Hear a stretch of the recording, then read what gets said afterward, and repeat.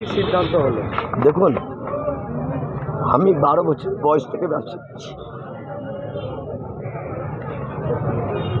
30 বছর আগে স্টেশন রোডে প্লাস্টিক পেতে ব্যবসা করেছি।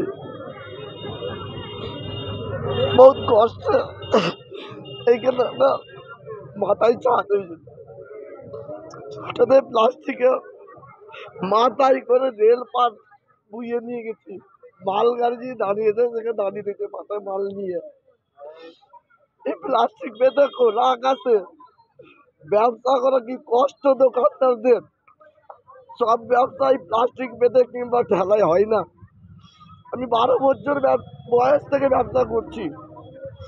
ওই মাল বুঝিয়ে আমি নিজের রেল পারে বাড়ি নিয়ে যেতাম, আবার রেল পার থেকে নিয়ে আসতাম স্টেশন রোডে প্লাস্টিক পেতে ব্যবসা করতাম। তার মধ্যে মাল গাড়ি যদি লেগে যেত মাথায় বসত। ওই কথাটাই হলো কিছু না। প্রথমে কথা বলছে কোনো কথা নয়, প্রথমে তোমার পার্মানেন্ট স্ট্রাকচারটা ভাঙতে হবে। তার জন্য বলো কদিন সময় দিব। আমি বলেছিলাম যে কমসে কম বর্ষা আছে সামনে, পুজোর পরিণত করতে দিন, কারণ সব ব্যবসা ফাঁকা জায়গায় হয় না। অনেক ব্যবসা আছে ফাঁকা জায়গায় হয় না। বলছে না, 2 দিন থেকে শেষ 10 দিন সময় দিল আমার থেকে। যে 10 দিনের মধ্যে প্রথম কথা হচ্ছে তোমরা নিজের গুমটি কিংবা স্ট্রাকচার যেটা আছে হটিয়ে ফেলো, ভাঙো। তারপরে এবার বলো কি বলছো। তার ব্যবসা বলছে ওইখানে ব্যবসা করতে পাবে, খেলা বা কিছু করে করো। বলছে বৃষ্টির জন্য, বলছে খুব যে ছাতা একটা ত্রিপাল খাটিয়ে নেবে, বিদ্যুৎ সেটা ওইখানটাতে একটু লাগিয়ে নেবে। মানে মোট কথা খোলা আকাশে আমাদেরকে ব্যবসা করতে হবে, এইটাই কথা, আর কোনো কথা নয়। খোলা আকাশে ব্যবসা করো তোমার ঠান্ডা লাগিয়ে।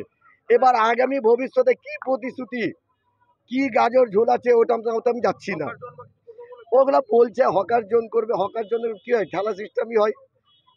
ঠেলা হকার জোন বলতে কি হয়, হকার জোনে তো আর মাথায় ছাদ বা শাটার, সে তো দোকানের কথা বলছে না। হকার জোন বলতে তো ঠেলা মানতে বাধ্য। কি করা যাবে, কি করা যাবে? আজকে তো দেখলেন যে আমাদের একজন অসুস্থ হয়ে পড়লেন। সব দিন আনা দিন খাওয়া মানুষ। এই আন্দোলন একটা রাষ্ট্র শক্তির সঙ্গে, সরকার প্রশাসনের সঙ্গে যাদের একটু মানবিকতা নাই, একদম নিষ্ঠুর সরকার, তার বিরুদ্ধে কতদিন লড়াই করা যাবে। এখন আমরা নেতৃত্বরা বসবো, আমাদের যে কমিটি গঠন করা হয়েছে আমরা বসবো, 10 দিন সময় দিয়েছে। আমরা বসবো, বসে সিদ্ধান্ত নিব। কারণ এই সরকার একদম নিষ্ঠুর, অমানবিক, শুধু গাজর ঝুলাছে আর কিছু নয়।